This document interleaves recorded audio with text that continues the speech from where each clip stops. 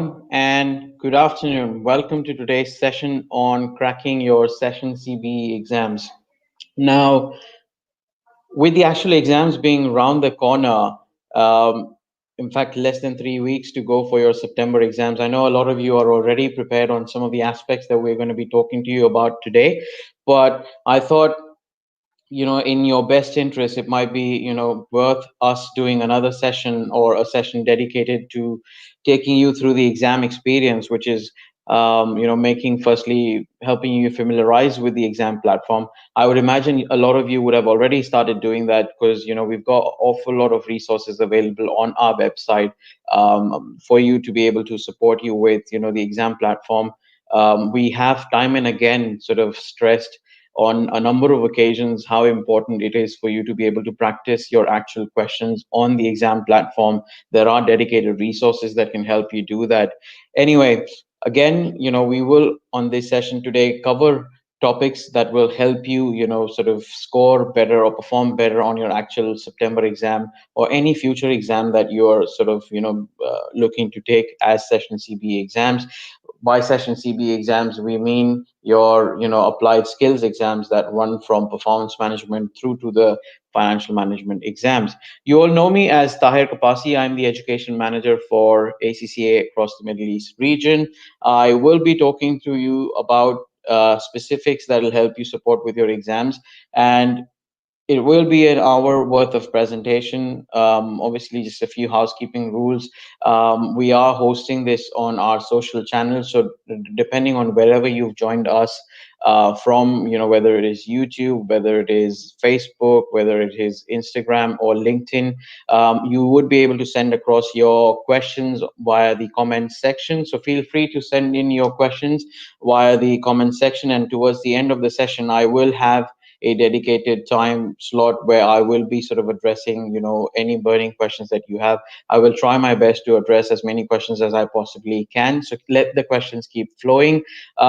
In order of what I will be talking to you about today, we will be going in and having a quick overview.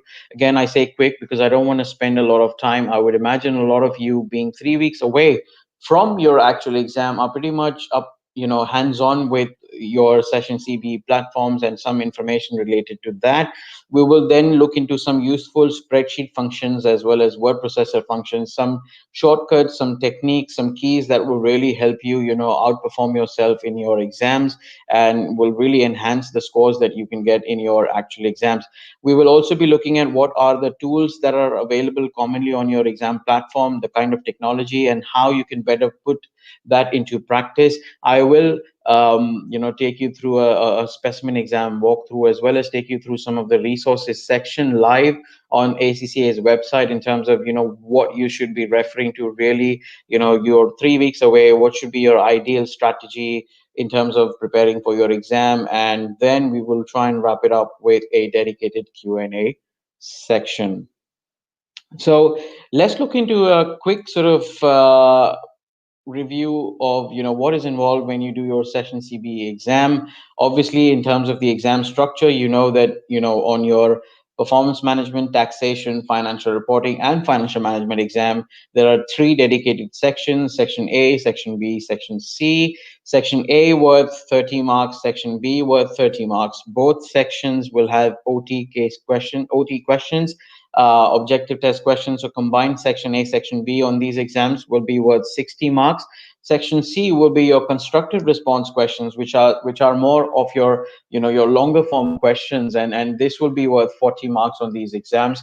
The only differentiator here, or the only exception here, is your audit and assurance exam, which is basically just Section A, which is your 30 marks worth of objective case questions, and then your Section B, which is the 70 marks worth of constructive response questions, which is your longer form sort of scenario based questions. We will be looking at what Section A and Section B are, the major differences between the two sections in detail in the upcoming slides, but just wanted to take you through some of the principles of marking here. So on your Section A, Section B, your objective type questions, there's basically no negative marking. So you can either be correct or you can be wrong. There's no midway. There's no way you can show your markings, your workings to the marker. So you need to make sure that you get your answer correct. There are no partial marks available at all, so you can either be 100% right or 100% wrong. So you'd have to be very careful when you do your objective test questions. On your constructive response, sort of questions, you must ensure that you show all workings within an answer space, and that's very much important, particularly because we have something that is called as the own figure rule. I will be talking to you about the own figure rule also in the upcoming slides. But what it means is, if you've made a mistake in sort of calculating or in adding, or for example, if you on your financial reporting exam, let's say if you did a net asset calculation and you probably ended up putting one or two figures wrong here and there, and you get your net assets wrong, you use that net assets figure in your entire consolidation or in your other workings, then at least the marker will be able to see the logic behind that. They'll be able to spot where you made the actual error, and then they'll just penalize you for that actual error. And then any subsequent workings that you do, you will be given marks for logic based on own figure rule. So own figure rule means you are given marks for the logic. So it's quite important that you are able to show your workings within your answer. When you're dealing with questions around spreadsheets, again, very important that you do your calculations within the cells itself, rather than doing it on a calculator and then just typing the number or punching the number in within the cell. When you've done the actual calculation within the cells, the markers will be able to sort of kick through the cell and look at the working or look at the calculation and understand. Again, for some reason, if you got the answer wrong, they'll be able to see the logic behind your working or your answer, and they'll be able to award you some marks for judgment. So always better to show your workings in the cell content itself. Grammatical errors or spelling mistakes are definitely not penalized. There are no additional sort of credit given for any complicated formatting. So I would say don't really waste a lot of time on formatting. We will be talking about all of these in the next couple of slides as well. So let's move on. Time management. Now, this is a very, very important part, and a lot of students struggle on time management, which is very, very surprising, because especially since we've moved from paper based exams to computer based exams. Um, overall, in general, the feedback is that time can be much better managed when you are doing it on when you're doing the actual exam on a computer based platform, as opposed to doing on a paper based platform. And there's different ways you can save time, but time management is very crucial. It's very important. The only reason why probably students are not managing their time properly is because they're not disciplined. It's because they're spending more than required necessary time on certain parts of the question, whether it is section A or objective test, or section B objective test questions, or your section C one particular answer, one particular requirement. You can get very much intimidated if you have questions around areas that you were quite familiar with, you're very confident with. And in those cases, the only way to break out of that shell or break out of that mold is to make sure that you stick to time. So what this slide basically demonstrates is the ideal amount of time you should be spending on some of these questions. So section A, not more than 54 minutes. Section B, not more than 54 minutes. Again, you can ignore the 72 minutes with seating. I think the slides just need a little bit of an update. Seating isn't available on the exams anymore.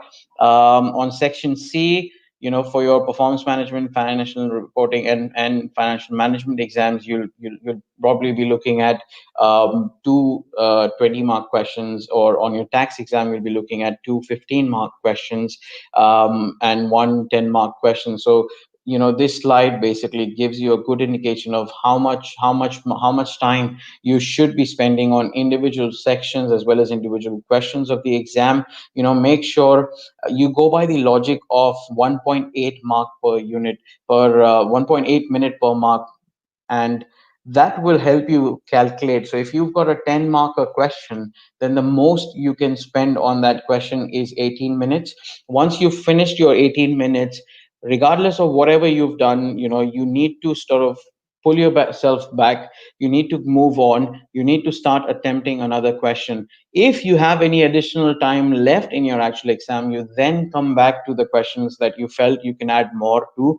Usually what happens is we feel like we can, there is no end to our imagination, especially when it comes to topics or questions where we are very, very confident and they're from some of our favorite areas of syllabus.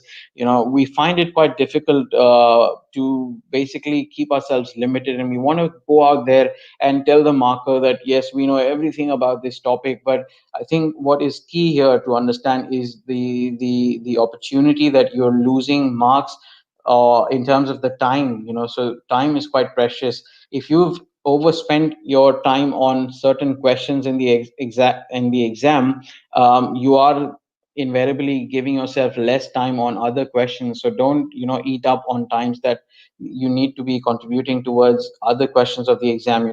Try and complete the entire exam first. If you've got spare time in hand, then come back and answer any questions you feel you can add more value to. There will be a timer available. I get a lot of questions a lot of time. Our customer service teams get inundated with questions around, particularly if you are doing these exams for the very first time, or you've not basically had any experience of the specimen, and even the specimen doesn't have the timer because we don't try and keep a timer on. But your actual exam will have a timer. Students come asking, where can we see the time? Will we be able to see? There is a timer available on the actual exam. It will be counting down. There is capability for you to sort of keep it visible on your screen, or you can even hide it if you like. Some students prefer to hide it because they don't want that kind of pressure of that ticking timer, because it's counting down on them. My preference personally is I would leave it on, because it basically shows me how much time I've got left and what I've got to still sort of cover through in terms of my exams, and how I'm progressing through the different sort of questions and sections. So it's up to you, but you will have the timer available. How you use that is completely up to you, what you're comfortable with in terms of your actual exam preference. Like I said earlier, you will have 1.8 marks per minute. So go by the maths of 1.8 marks per minute, and use this calculation, use this logic when answering or planning any question. So even before you actually start constructing the answers, even before, so in your minds, section A, 54 minutes is the maximum, because I've got 15 objective test questions on section A. Each word 2 marks. That means 30 marks. 30 times 1.8. I shouldn't spend more than certain time on your section A. Likewise, the same for section B, and the same applies for section C. So keep to the mantra of 1.8 minutes per mark, and you'll be able to manage your questions and your time in the exam very much effectively. Now let's look at section A and section B. This is just a little bit of insights again.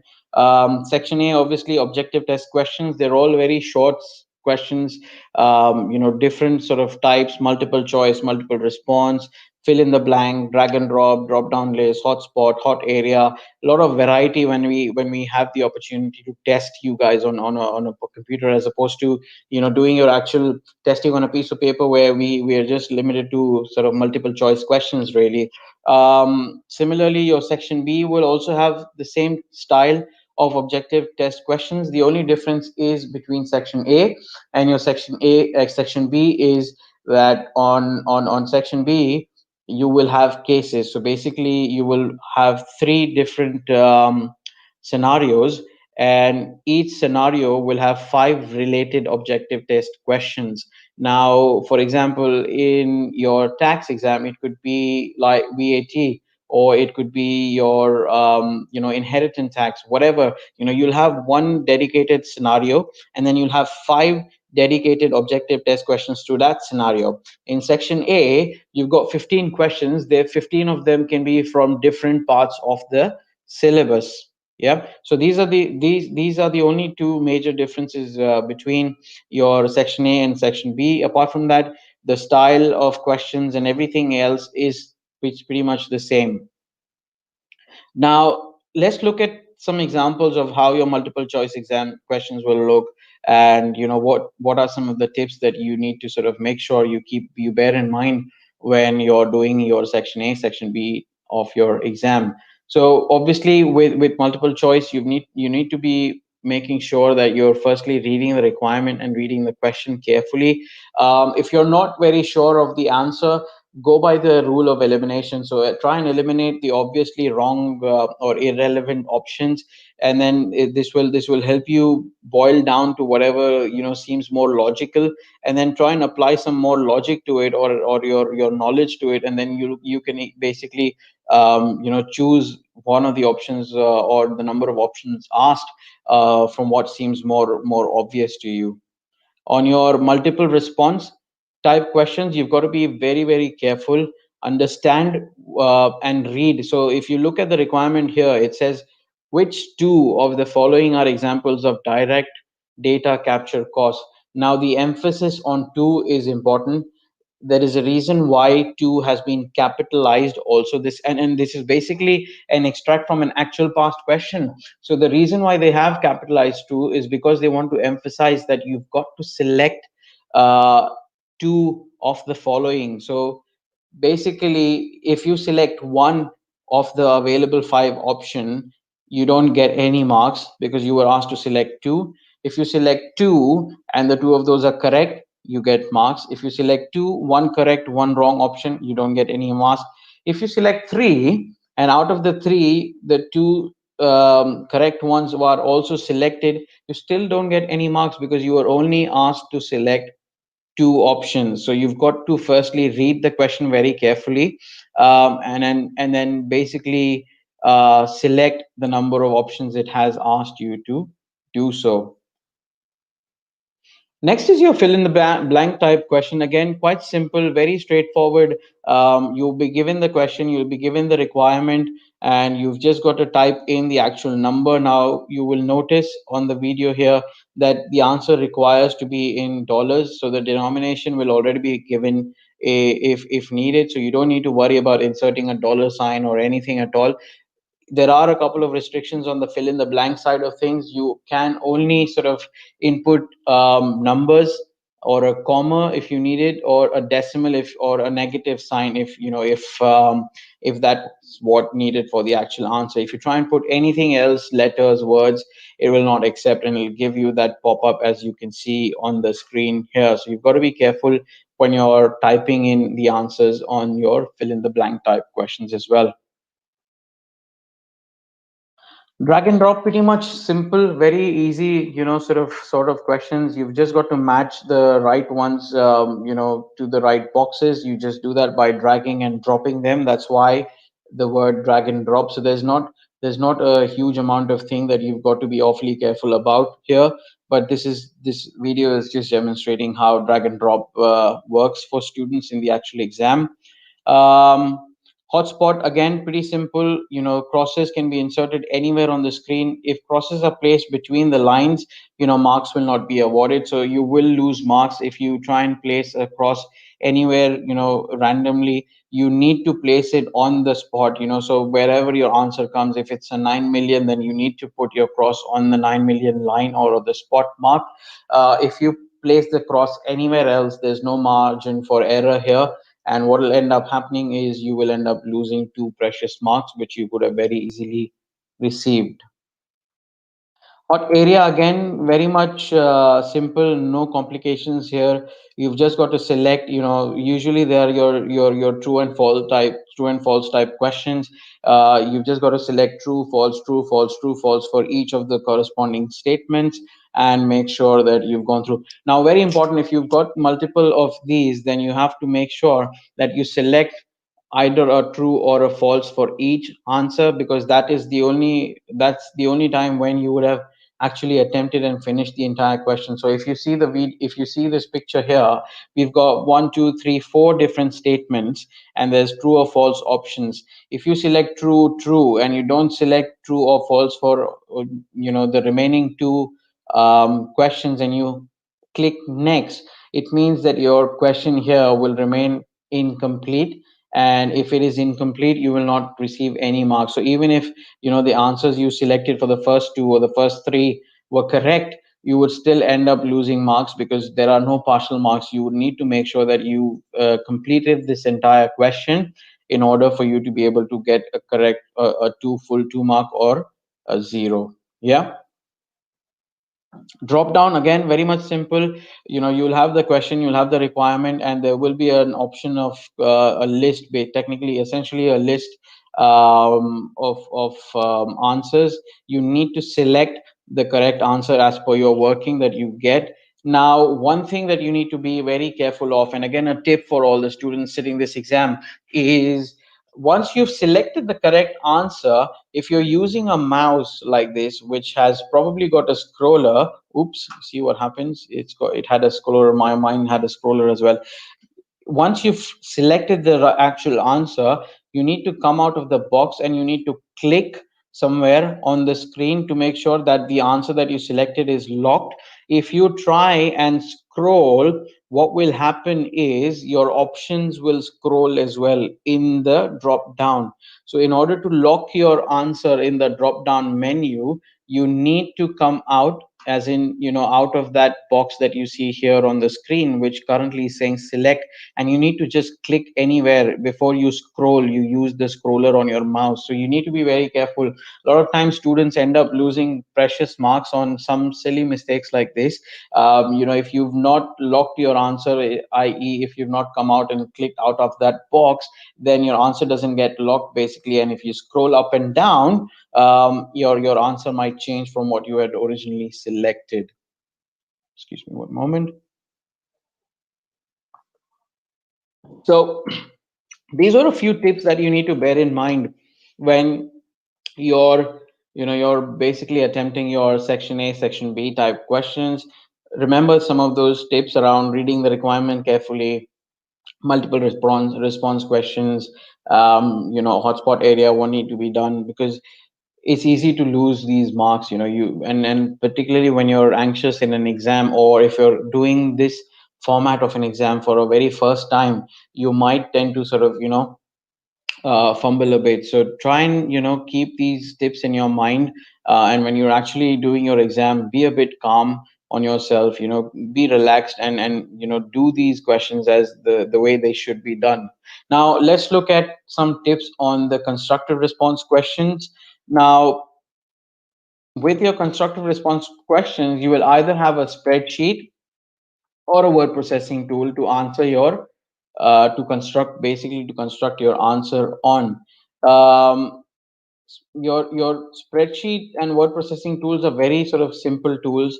They are not a replica of Microsoft Excel or Microsoft Word. They are pretty similar, but you can't expect, if you practiced your questions or answer building, constructing your answer using Word and using Excel, then I would really emphasize that you actually do some practicing. You've still got 3 weeks before you go into the actual exam. You do it on the exam platform, and you use the dedicated resources, which are things like the ACCA practice CBE practice platform, or the constructed response workspace. These are a replica of the actual exam platform, so the functionality is slightly different. You cannot expect all the functionalities available on Excel to be available on this spreadsheet tool. So you need to start going in, and you need to start familiarizing with yourself with the functionality, the tools that are available on the spreadsheet, as well as the word processing tools that we have on the actual exam platform. Now, these are all expertly marked by the markers. All the workings will be seen and assessed. It's quite simple and very user friendly, very intuitive, so you don't need to be a very sort of computer genius or an expert on spreadsheet and word processing. These are very basic tools that you can use to really construct your answers well in your actual exam. I'm sure a lot of you have already been very much familiar with these tools. Now, there's also on the actual exam a function that can be quite beneficial, especially with your constructed response workspace. You can actually, there's a highlighter and strike through function available. This is also one of the tools that you can use. So if you've got your longer scenarios, your longer cases that you're reading, when you read them, you can actually highlight or strike out irrelevant information, or highlight things that you want to come back and revisit, or important points that will help you when you sort of tackle the requirements, or when you're tackling the question. So be sure to start using this functionality. By the way, is not available on the specimen exams, but is available in the actual exam, when you do the actual exam. So make sure you use this functionality, because it's quite handy if you've marked or highlighted important things, so you don't have to go back and reread everything and end up wasting a lot of time when you do the actual exam. Yeah. There is a reset function on both your spreadsheet as well as your word processing tools. Make sure that you do not hit that reset button, even if you sort of even accidentally, because what will happen is, if you hit that reset button, as you see what was happening in the video, firstly you'll be given a prompt. But for instance, even if on the prompt you accidentally press yes, then you will end up losing everything that you would have done. So try and keep away from the reset, sort of functions. They are available on both the Word as well as the Excel, sorry, not Excel, spreadsheet functionality. So avoid using the reset function unless it is absolutely essential and you feel that, oh my God, what I've done is completely different from what I should have done, and in that case I will need to build a completely different answer. So then you can use the reset function, and then it erases, basically it simply just erases everything, and you'll be able to sort of rework the entire answer. But if not needed, try and avoid this part. Formulas are visible in the cells to the markers. Like I said earlier, try and keep your formulas visible in your cell. Don't do your calculations on a calculator and just type in the number.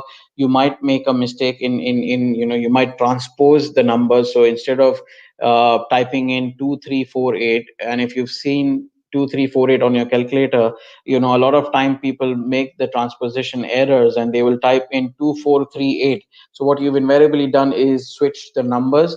If you've not done the working in the cell, your marker will not be able to see the logic, and therefore if the answer is wrong, you will lose the marks for it. At least if you've done the workings in the cell, the marker will be able to see your logic, and based on the own figure rule, he will be able to give you some marks, partial marks, if not all. So try and keep your workings visible within the cells when you are solving questions on using a spreadsheet tool. Some of the functions, again, really quickly, you can actually, if you've got a spreadsheet, you don't really necessarily need a calculator. You can do all your calculations on the spreadsheet itself. So this is just a short simple video showing you how you can basically do your addition. There's how you can do your multiplication, subtraction, all sorts of very basic functions using the spreadsheet. You don't even need to do calculator. You can see in the video here, you can just simply copy paste, and you have all your answers. So imagine how much time, again, in terms of utilizing efficiency, how much time you're saving. So you can add, you can calculate the average, like you see on the screen here. It's just very simple, is equal to average in counts, and then you select the range of cells that you want to calculate the average for, and it does it for you. If you drag the formula across, or you copy paste the formula across, it'll do it for you right away, in all the different columns. So you don't need to really waste time doing the calculations and everything on a calculator and then putting it on your actual platform. You see how much effective or how time efficient you become when you're trying to do or solve your exam on a computer-based platform. Again, this is showing you how you can round a value. There are obviously tools available on the platform. I would recommend that you try and use this instead of having a 70.6354890 answer. Try and round it off so it fits in the cell, and the markers can clearly sort of very much visibly see what you've done. And also from a presentation point of view, it really helps make your answer look a little bit more, a tad bit tidier, you can also use the power function. The power function is used to calculate the result of a number raised to a given power. Power is also quite simple in your financial management financial management exam. This is something that can be quite handy, in terms of calculating and really sort of doing your cash flows and all of that. And I know, having done these exams previously, I have done these exams the harder way. They were all paper based exams. They were not in computer. I didn't even have, when I did them previously a couple of years ago, I didn't even have the liberty of having, multiple choice questions or anything. They were all long form questions, long form answers. And I used to actually come out of my exam with really aching palms, aching fingers. So the exam experience has become a lot better since then. You guys are quite lucky that you're having the modern ways of doing exams, and there are such sophisticated tools available. I wish I could go back to doing exams this way now. And this is really the future, and this is what everything in the future is about. We don't work in environments where we write anymore. Hardly any writing happens in the practical world. So why do we do the exams in the old way? And why do we spend time? Uh, why don't we spend time basically making ourselves more work ready? I mean, you know, when you use spreadsheet, the amount of flexibility you get is tremendous. You see here how it is just totaling 11 columns in just a couple of seconds, and that's the beauty. You enter a formula, you drag and fill the handle, and you can solve big equations in a couple of seconds. And again, if you can't do a lot of all this, you still don't need to worry majorly, because you're not at a loss. It just means that you'll probably take a little bit longer than this person actually doing it on this video here is. So if this person is doing all of these calculations in, say, less than a minute, it might probably take you 3 or 4 minutes, but you'll still get there. You've still got 3 whole hours for your exam. And the way the exams and the questions are factored, is on the basis that, yes, there might be students who might do calculations on a calculator and then type the numbers in to the spreadsheet or the word processing unit. So but the idea of basically introducing or switching these exams from paper based exams to computer based exams was really to help you prepare, or make you more employable, make you more sort of future employment ready. So the whole purpose of that is so you become more hands on with being able to use these kind of sophisticated tools. So try and get a grip on it. Try and do that by practicing. The only way you will be able to perfect these things is by practicing. The more you practice, the more hands on you will become, and better you'll keep getting at it. Yeah. Percentage function, again, there is, you can simply convert all of this into a percentage. Traditionally, when I did my exam, I had to do some calculations on a calculator if I wanted some percentages calculated. Here you've got the liberty where you select all the cells, you just click one button, there's a tool there like you see on the screen happening, and shebang, it is changing it in percentages for you within just a couple of clicks. So you see how much time you can basically end up saving by doing your exams on a computer. It's just about incorporating some of these tips, some of these techniques that can help you become more and more efficient with your entire exam experience. Now, applying formulae using copy paste will definitely help you, save a lot of time. And that's the point of having given you this opportunity. Now I'll share a very personal experience with you. Now, when I did my financial reporting, which in back in the days was known as an F7 exam, we had a consolidation question in it. And they acquired a subsidiary which was a mid-year acquisition. Normally, if you have a mid-year acquisition, you would obviously apportion, the financial statements, you will apportion them based. So I would have had to do a 6-month calculation and apportion, on based on that I would have had to consolidate their financial statements. Guess what I did? Completely ignored the fact that it was a mid-year acquisition, and I started solving my consolidation question, which took a good amount of time in my exam, because those days consolidation was the biggest chunk of your question. Compulsory section A, first question, etc. Blah blah blah. Spent it a huge time. While I was on my section B, something hit me, and I said, "Well, I'm missing something on section one." I went back and I tried to look what was missing, and I spotted what was missing, which was the fact that I'd forgotten to take into account that they had a mid-year acquisition. Guess what happened? Went back, scribbled everything, changed so many workings, scratched things out, wrote numbers next to it, so much so that my answer started looking so untidy and so shabby. Now, with the luxury of using a spreadsheet, and if you've used your formula and if you've linked your formulas and everything in your cells correctly, guess what would have happened if some of you, if I had made that error when I did my exams on a computer based platform? All I would have had to do is just go and change one number in one cell, and automatically the rest of the workings would change it by itself if the cells were linked in. And that's the beauty, and that is something that helps you save a lot of time. Excuse me.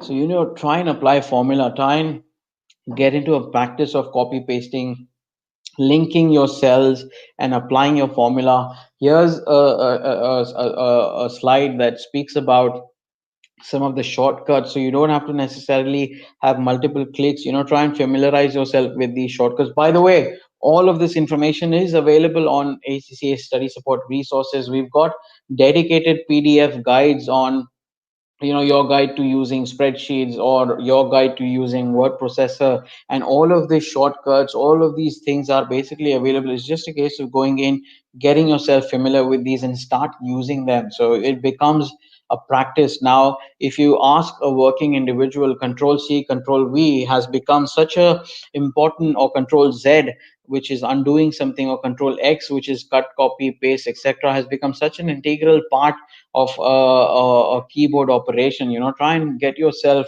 familiar with these shortcuts. They're there. Why not make use of them? Linking again is very important. Being able to link your answers and link your workings to the actual answer is also so important, and you'll be able to see the importance of it over here. And like I said, in my case, the error that I made on my financial reporting exam, if I had done them on a spreadsheet, and if I'd linked all my workings to my answers, like I said earlier, all I would have had to do is basically go in, change one figure, one cell, and everything else automatically changes. And that's the beauty of using the spreadsheets. You see what's happening over here. They're just going in and changing the digits or changing the percentage, and automatically the final answer, the taxable income, the assessments, everything are automatically being updated and changing. So linking is very important. Get into the habit of practicing all of these things, and being able to link your answers and your workings to the actual answers. They are quite useful. They will help you score better. They'll help you become more and more efficient. Spelling errors, I said, you don't get penalized, but obviously if you have spellings like, spelling errors like these, you're not obviously setting a good impression on the marker. Naturally, if I'm marking a script and I see spelling errors, it just makes me feel that the student is, doesn't have reasonable enough of care when they're, sort of constructing that answer, typing that answer, and they expect me to sort of understand that, yeah, this is what they mean, this is what they were trying to do. So whilst you don't have to really penalize yourself or pay huge attention, try and, keep a check on your spellings and everything.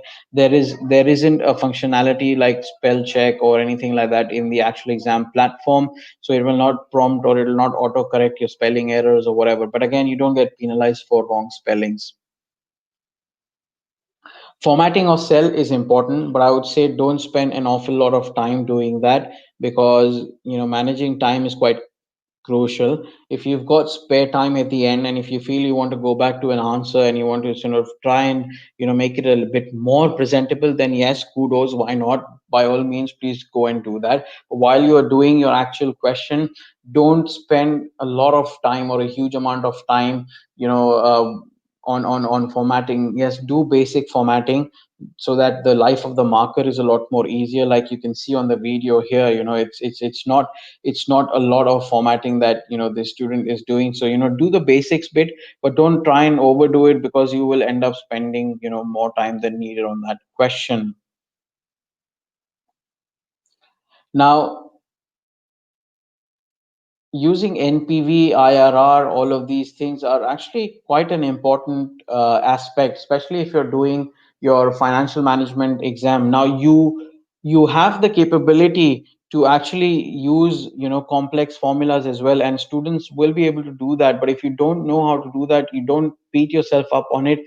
Perhaps if you've got time, you can start practicing now. There are a lot of videos available that can show you on YouTube, how you basically calculate NPV and you calculate IRR using, the spreadsheet functionality. If you can get your hands onto them, then fantastic, well and good. If not, then you can still do your NPV, IRR, calculations traditionally. But all I'm trying to say is these are some of the tips and hints where you can really enhance your quality, your time, your efficiency of the exam. Some tips that you can actually bear in mind when you're doing the actual exam. So the main thing with your improving your spreadsheet skills is practice. You practice, practice, practice, practice. You practice so much that it becomes second nature to you, and then you become more and more effective. Word processing, again, very simple, very intuitive. You've got a lot of tools available. You can insert tables. Using tables is again very important, especially when you're answering the audit and insurance type exams, or where you've got risk assessments and you've got to have the auditors sort of statements next to it, or how you can mitigate those risks or controls and things like that. The tabular presentation of your answer is very good, where you've identified a risk and then you've identified a relevant internal control or a relevant audit approach next to it. So helps you give easy ticks, ticks, ticks, and marks. So make sure you use all of these functionalities basically that are available to you.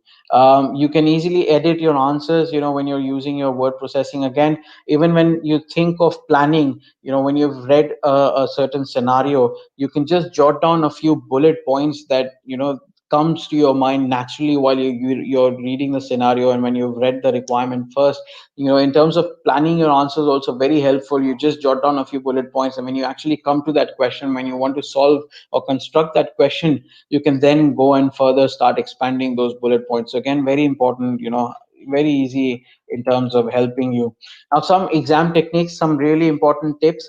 Do not rush section C. You've got to make sure you've kept enough time for your section C, which means don't spend or overspend time on your section A and section B. Make sure you stick to timing. A lot of students, and you'll read this in a lot of examiner reports, they have constantly been saying students end up spending more than required time on section A or section B, where this is why they end up rushing section C. OT questions, you get all or nothing. So make sure you've done your workings correctly, or you've paid attention to all the tips and hints that I've given you. Attempts all parts of the exam, definitely a must, as well as a must for section A, section B type questions. You should not leave any question blank on section A or section B. Very, very important. Just guess if you don't know what the right answer is. Who knows, you might end up getting the bullseye. Numeric exams, you need to focus on having your answers and your layout well structured. Like I said, don't spend an awful lot of time on presentation and making the layout and things look very nice and perfect. If you've got additional time, yes, by all means at the end do that, but if not, just keep it very basic and simple. Own figure rule, credit is given where it is due. Spreadsheets, use the copy and paste functionality. Scenario, use the scenario to answer the question. Very, very important. Read the scenario. A lot of times a lot of information is available in the scenario itself. Presentation is important, but don't spend too much time. Always provide working with the main answer section. Very important, because your working will make sense of what answers you've typed. So don't forget some of these tips. And again, in your theoretical type questions, make your statements very clear. Avoid repetitions or on discussive questions. give discussions or give suggestions, recommendations in your audit type exams, in your performance management exams. Very, very important. Financial management also, sometimes people calculate the NPV, calculate the IRR, but they don't tend to sort of give a further judgment on it. It's very important. You don't have just the marks for calculating NPV IRR. You have to give recommendations as well based on that. Avoid question spotting. Very important, especially when computers have gone, when the exams have gone to a computer based platform. Question spotting should not be an option at all. Beware of spellings. A lot of these we've already covered in the previous slide, so just in the interest of time, let's move on. Again, like I said, presentation important. Don't spend too much time. If you're using a spreadsheet, do a vertical presentation. Don't go right to left or left to right. The markers obviously will scroll through the certain marks, but you need to try and keep your presentation vertical rather than keeping it horizontal. Again, you don't have the functionality of adding or deleting rows in a spreadsheet like you would have normally had in Excel, or similar sort of products. But you need to copy, cut, copy, paste, and move things if you wanted to add. Instead of adding, you can cut, copy a certain section and paste it below, and then you start adding whatever you wanted to add. Yeah. Available tools in the exam. So you've got the navigator tool, which will basically help you navigate from one question to the other. So if you've left a particular question incomplete, it will also be seen on your navigator tool here. So you'll be able to go back to that question. Always leave enough time in your actual exam towards the end to go into the navigator tool once and see that, if you've completed a question, it will say complete. If it's incomplete, it'll say incomplete. If you've not seen it at all, it'll say unseen. So basically try and go through the navigator tool once, so make sure that you've completed all questions, and you don't invariably end up losing any marks for a silly thing. If there are certain questions which you want to come back and review later on in extra time, you can flag those questions also. And when you go into your navigator tool, they'll start basically appearing as flagged questions, so you can go in and you can start solving, or making changes and things like that. Scratchpad is very important. You get a scratch pad where you can do your rough working. So if you don't want to use a piece of paper, you can use the scratch pad to do your rough workings. But remember, anything that you do on your scratch pad in form of workings will not be seen by the markers. So the markers will have no visibility on the scratch pad. So if these are important workings, try and do them on the actual spreadsheet or the word processor tool, rather than doing it on a scratch pad. At least the markers will be able to see your workings, will be able to see your logic, and be able to offer you some marks. You will have the formula sheets and the formula tables, as well as the annuity tables and all of those that are needed for the actual exam, also available on the platform. Now, the best way of being able to see all of this is going into an actual exam, or going into a specimen exam, and being able to see that. You will also have a screen splitter, which you can basically use to adjust the size of whatever you want. When you're reading the question, you can have the question side larger. When you're actually constructing your answer, then you can move it from left to right, and you can enlarge your answers portion, and you'll be able to play around with it accordingly. You will have a built-in calculator, which will be having two modes. So the built-in calculator will have the scientific mode as well as the standard calculator mode. You can use one of those depending on how you prefer to use it, or you can actually take a desk calculator with you, an ACCA approved desk calculator, and you can use that as well. So the option is pretty much going to be open to you, unless you're doing a remotely proctored exam, in which case then you will only have to use the scratch pad. You will be allowed to use a calculator on all forms of exams, so no worries about that, as long as it is an ACCA approved calculator. So make sure that you have checked that it's an ACCA approved calculator. Now you will ask me, what is an ACCA approved calculator? So any calculator that does not, so any calculator, let me tell you what is an unapproved calculator. So what you're not allowed is basically any device that has the functionality to store sort of data recordings or words or things like that. You won't be allowed. So anything that is like a simple plain calculator you can use, or a simple scientific calculator you can use. They are all approved. Resources walkthrough, very important. Let me actually come out of here, stop sharing my screen, and I will reshare it, but with my desktop on this time.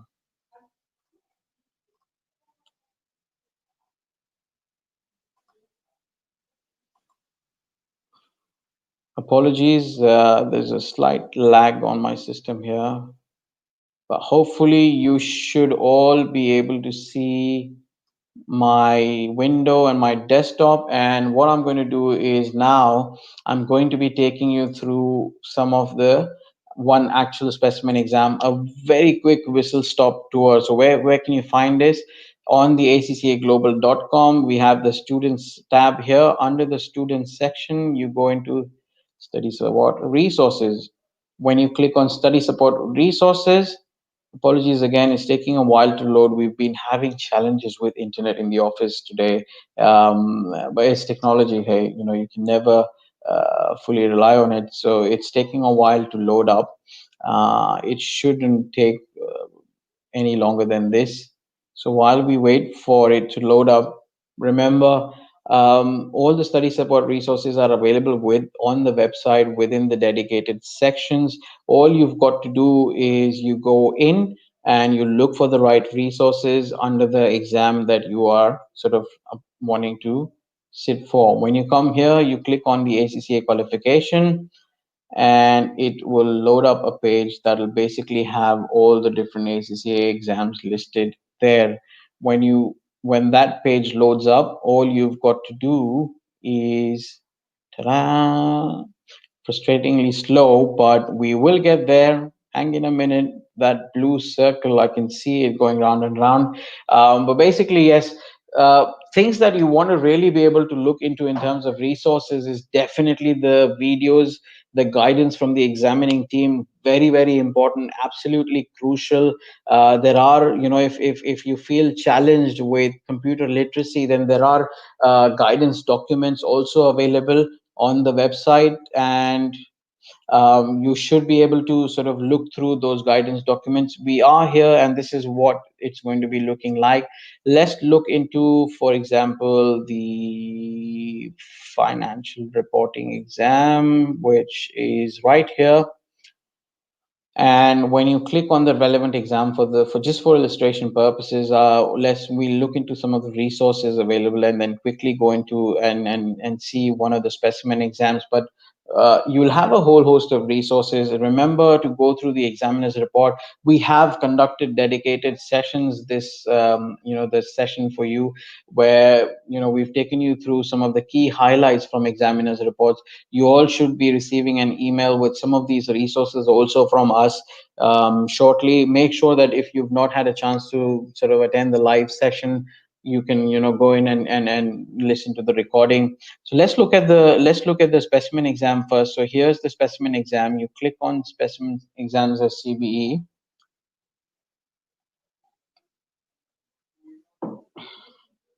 and it will hopefully load up in some time. But like you see on the screen, everything that you need is all available here. The insights, the question practice. This is the CB, this is the specimen exams. There's some extra constructed response questions here. Constructed response workspace. This is again very this particular tool is another important tool. I mentioned that earlier in the session. This is what you can basically use to practice. If you've exhausted the specimen exam, if you've exhausted everything, then what you can do is you've got your revision kits. You take your revision kits, you open them on the desk next to you. Don't look into the answer section. You read the question out of your revision kit, and you use the constructed response workspace to answer or construct your answer. If you want to get it marked, you can actually save your answers and get it marked. We've done dedicated sections on that as well. We've had webinars we've shared with you. There's a lot of information. All of that information is available on how you can save those as a PDF. I'm just conscious of time here, so let's go into an actual specimen exam and just see how or what the look and feel of the exam is like. as you can see, it's automatically taking us to a, the Pearson View platform, which is the actual platform on which the ACC exams are based. It'll look something like this. You click next. These are obviously the set of instructions and guidance that are going to be same as you would have on your exams. If you've read them here, understood them here pretty well, then kudos, fantastic. You don't need to spend 10 minutes, reading all of these before you start your actual exams. You can click next, next, next, next, and you can start your actual live exam pretty soon. When you've come to the main exam, it'll say, do you want to begin? Yes, you click yes, and then it'll take you to the screen where you have your section A. You click on next, and you see this is how basically your exam platform will be. You will have your scratch pad, you'll have your calculator here.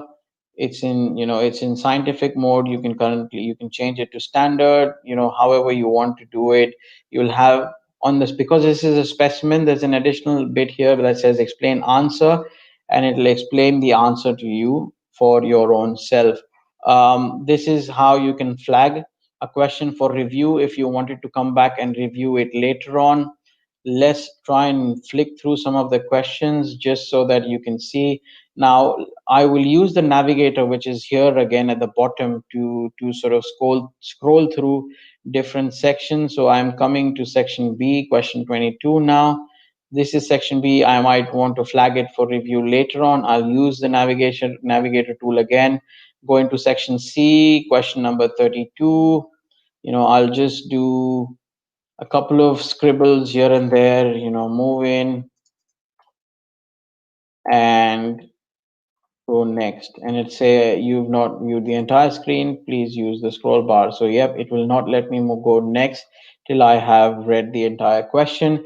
Now this is how the benefit of the navigator, the navigator tool can be used. So basically you can drag and drop, you can resize it. You see it's telling me I've completed question 32 just because I did a few scribbles there. I've not seen all these other questions. I have flagged question 1, question 3, and question 22 for review later on. So these are the functionalities, and this is the benefit of having these functionalities. Screen splitter, again, I can enlarge it, I can decrease it when I want to construct my answers here. So very sort of intuitive, very user friendly. It's looking a bit small here because I'm using my work laptop, which is quite small in size. It's a 14-inch screen. When you use the actual sort of exam desktop, you'll be provided with sort of 17, 19-inch or 21-inch monitors, to sort of help you solve your questions. So this is basically just a very, very quick whistle stop tour of and you press end exam and it will end the specimen exam. But make sure you go in and you check these resources out. Now, I wanted to spend a couple of extra minutes, if that's okay with you, to take you through the constructed response workspace, because I think this is a very, very important resource for you to really, again, you'll see it's got exactly the exam type feature, exactly the same look and feel. Even the instructions are pretty much the same. All you've got to go do is you go in and you start practicing questions on this rather than doing it on a piece of paper if you're not already. So when you get into the constructed response workspace, you see the question side is blank, because obviously this is a blank workspace for you to build or construct or practice doing your basically exam. So you can type your questions or answers here, and you can start practicing using this platform. Familiarize yourself with this. Obviously, if you want to use a spreadsheet, you can go through the navigator screen again, jump to a spreadsheet, sort of question. If you feel you'll be better off using a spreadsheet, you can do many things. Go in and try and familiarize yourself with this platform, and try and use this for your question practice. You have a whole host of resources available for your on for your own benefit here. I was saying go in and look into the examining team guidance. Again, there's a lot of videos even within the examining team guidance section which will actually help and support you with small tips, small techniques, important things, key information available. Try and fiddle around with this section on the ACCS platform. This is all there for you. We've made all of this available for you and your own benefit. So try and go in and try and make the most of these available resources. So I've tried and given you a very brief sort of insight on what resources are available to you, how can you start familiarizing yourself with the computer-based exams, as well as what is the most important resource for you to use in terms of practicing on the actual platform, which is the constructed response workspace. Now, I want to go into question and answers and see if there are any sort of relevant questions that have come in from your side. So I am quickly going to go into my screen and see if there are any dedicated questions that I can help answer with.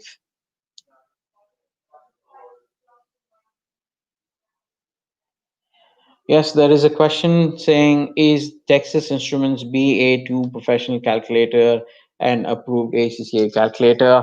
Pallavi, as long as it doesn't have the capability of storing data, or storing data, when I say data, storing information, words, or text, or as long as it cannot record anything, it is any calculator, any device is pretty much usable. I have been asked this question previously as well, and I've checked this particular BA2 professional calculator, and to my knowledge, it is pretty much okay to be using in your actual exam. So you would be able to use this calculator. But if I was you, I would take two calculators to be very safe in an exam, just in case on the day you come across anything unusual, then at least you have a backup. So don't completely rely just on the Texas Instruments BA2 professional calculator. I know using this calculator on the financial management exam will give you a huge amount of benefit. But again, don't forget, you've got the spreadsheet available out there, so you can always put that to sort of use. Are there any other questions coming in?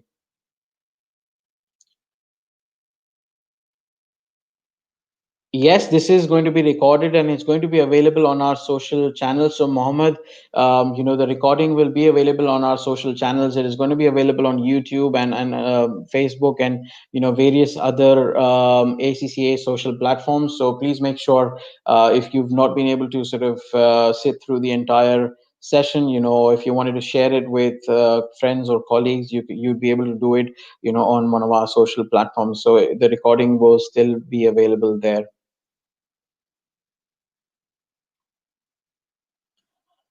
Right, I see no more questions coming up, which means you all are pretty much set for the exam. The only final words I will sort of give you in terms of really going in is, have confidence on yourself. Exams are pretty close, around the corner. You've still got 3 weeks. Burn the midnight oil if you have to. Practice, practice, practice. You're 3 weeks away. Ideal strategy should be, you should have already finished your tuition phase. You should have already finished your knowledge aspect. It's all about now starting to apply that knowledge in question practice. The more questions you practice, the better you keep getting at it. Do your mock exams is very, very important. I cannot stress the importance of doing mock exams. A mock exam is a reflection of your performance on the actual exam. The feedback that you get, you can use that feedback to improve your performance better. It helps you with your confidence building, and it helps you with being able to perform efficiently. Familiarize with the platform. Only practice using constructed response workspace or the ACCA practice platform. Very important, to be confident on the system, to be confident on the platform. You shouldn't have any surprises when you go in on the actual day of the exam. So the more prepared you are, the more equipped you are to sort of really challenge your exam and come out as a winner. So familiarize with the platform, go through all the resources that are available. They're all there for your own benefit. There's a reason we've kept them available for you on the website. Make the most of these. Keep calm, relax yourself on the day of the exam. Go in with a cool mind, cool head, solve your questions, do the best that you possibly can in that given circumstances, and inshallah everything will work out well. Thank you for attending today's session. Thank you for listening into the session, and all the best for your exams. Take care. Thank you very much.